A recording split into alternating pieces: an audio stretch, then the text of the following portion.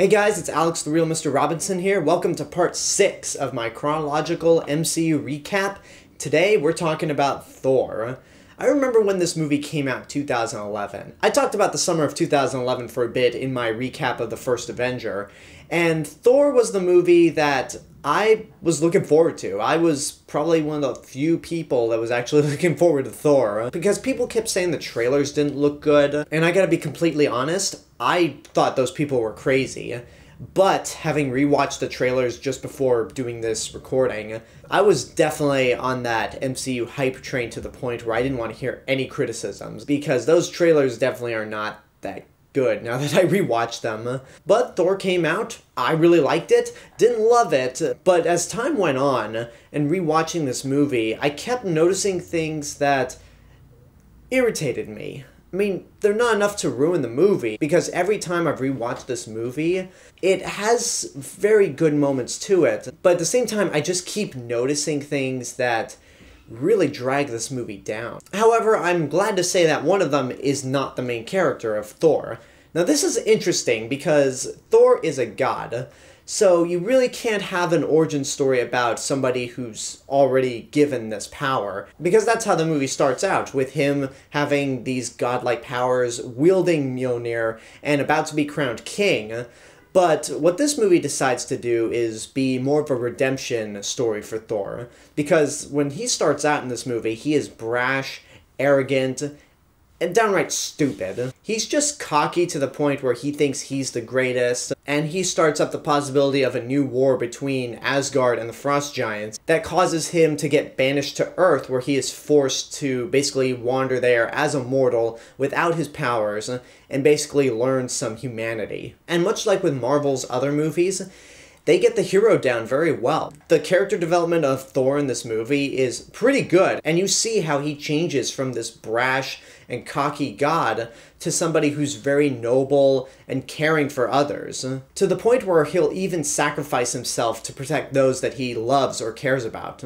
And Chris Hemsworth does a really good job. This was very early in his career, and this was the movie that pretty much catapulted him. Even though he was Kirk's father in the 2009 Star Trek, that was just a very tiny role. But anyway, he works very well as Thor. I mean, he's got the look, he does a great job with the action scenes, and there are a lot of humorous moments throughout. The first two Thor movies are often criticized for its humor, but I think this movie works because it's supposed to be a fish out of water story. Thor is put out of his element and is pretty much humiliated throughout to show that he's not all cocky and grand, and has to learn to be humble towards others.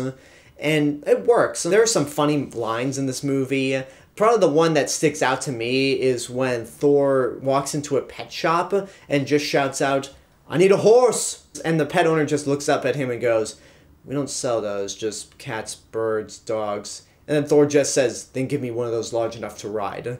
And that's just a testament to how his character is at the start of the movie. So he's good in this movie, but obviously the character would get so much better as time goes on. And again, much like with Natasha Romanoff, Black Widow, if I were to go back in time right now and tell people that Thor would end up being one of the big highlights further down the line, people would again look at me like I'm crazy. Because at this point in the series, Tony Stark's Iron Man is still the MVP. And some people were very iffy about this movie when it came out. But for me, with this movie, I think Chris Hemsworth works really well, outside of the fact that they bleached his beard and eyebrows blonde.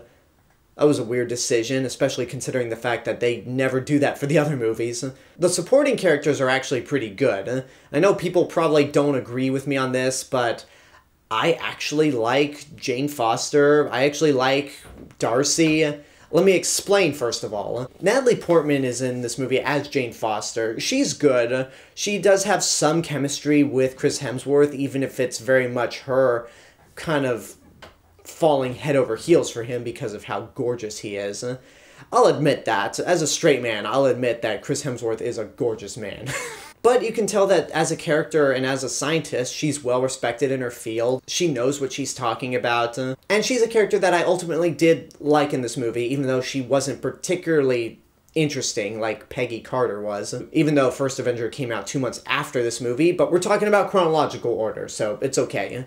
Now, in terms of Darcy, Kat Dennings is very heavily criticized in this series. I mean, she's only been in 2 movies, and then after Thor the Dark World, she's gone. But in this first movie, I don't think she was that bad. She has some good jokes here and there, and I don't think she's completely worthless in this movie. Again, that's just me, and to be honest, I don't have much to really say about this character. She's just there for pure comedy, and in this first Thor, I think it works. Now, in terms of the Asgardians, those are the much better supporting characters. Sif and the Warriors 3 have great dynamics with Thor, and even though Sif, played by Jamie Alexander, is probably the most memorable of the group, I think a lot of the other characters still work well. They have fun personalities. Idris Elba as Heimdall in this first movie. He's pretty much the gatekeeper, but Idris Elba has such strong screen presence that I think he works well in this movie. I don't think I've ever seen Idris Elba in a movie where he was bad. He may have been in some stinkers, but I don't think he's ever been bad. And with the little time he has in this movie, he manages to be a fun character. Anthony Hopkins works really well as Odin. He's very authoritative, he has strong screen presence, and with this movie being directed by Kenneth Branagh, there is a certain level of Shakespearean acting in this movie, which is fitting because the story of Thor is very Shakespearean, especially when you get into Loki, played by Tom Hiddleston. In this first movie, compared to how Loki would be in the other movies, he's kind of subdued, he's not too memorable, but he is a very sympathetic villain. I mean, he's still very much a trickster, but with his motivations, you understand why he's doing everything that he's doing in the movie, because he was a frost giant baby stolen by Odin for very selfish reasons, but it's very tragic. And the hero-villain relationship between Thor and Loki works well considering that they're brothers. Step-brothers, but it works. And I'm not going to say there are points in this movie where I rooted for Loki, but there are definitely moments where I felt sympathy for this character. And that's what makes a better villain, when you understand why they're doing the things that they're doing. But again, Loki and his entire relationship with Thor would just get better as the series goes on. But in this first movie, it's a fun start. And also, I like how S.H.I.E.L.D. is implemented in this movie. It doesn't feel crammed in like in Iron Man 2. It actually feels organic, because S.H.I.E.L.D. is monitoring Mjolnir and is basically trying to figure out what it's about, and that basically forces them to cross paths with Thor, who's trying to get it back, and it just feels more organic, even if the cameo by Hawkeye was just kind of thrown in, or at least that's the way it felt, because I'm pretty sure most of this movie was filmed before Jeremy Renner was cast as Clint Barton. I mean, I never watched this cameo and go, oh god, why'd you put him in this movie, but he didn't really serve much of a purpose outside of a cameo. The action is kind of generic, not terrible, but nothing too special, although they do blow their wad early in the movie, because the best action scene in the movie is on Jotunheim, where Thor, Sif, the Warriors 3, and Loki are fighting the Frost Giants. And I gotta say, while it's epic, it's grand, the CGI definitely does not hold up. Some of the CGI looks like they're taken straight from an Xbox 360. They look that bad. And every action scene afterwards just doesn't hold up. And this especially hurts when you're considering that this movie has so many goddamn Dutch angles. I never really paid attention to the Dutch angles in this movie until watching it for this review. And oh my god. Why? Like, the Dutch angles never work. They're annoying, they make me dizzy. It's not as bad as in Battlefield Earth, where that entire movie was nothing but Dutch angles, but there's some simple establishing shots in this movie that make me go, why are you using a Dutch angle? Like, there's no point.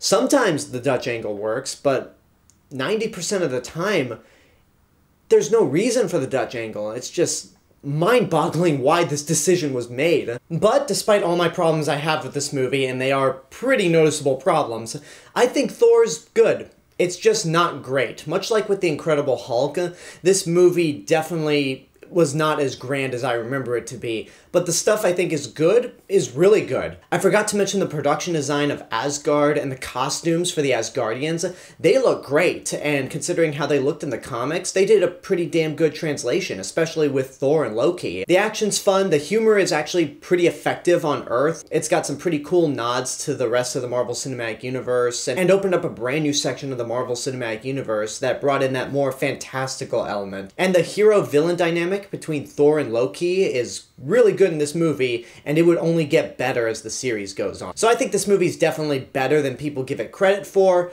but it's not one that I really have the urge to rewatch again, considering that there are better Thor movies out there. That is, if you consider the Avengers movies as Thor movies, because if you don't, then there's only one Thor movie that's better than this. Now, in terms of the stinger, this one's actually pretty good. It's not a stinger that's retconned years later, and it's not a scene from another movie.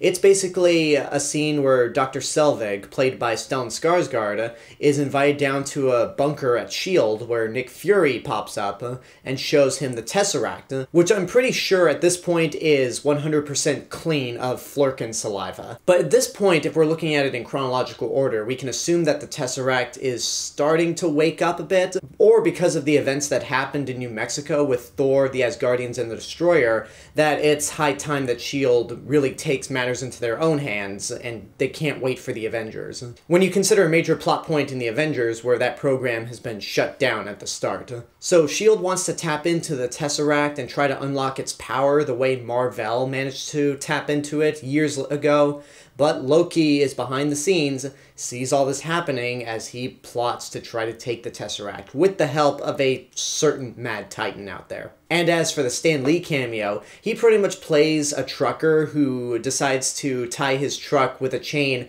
to Mjolnir, try to pull it out after everyone else fails at it, but it pretty much pulls off the back of the truck, and Stan Lee looks out the window and says, "Did it work?" It's a fun cameo. And there you go, that's my review for Thor. Next up is my favorite, the one that all these Phase 1 movies were leading up to, Marvel's The Avengers.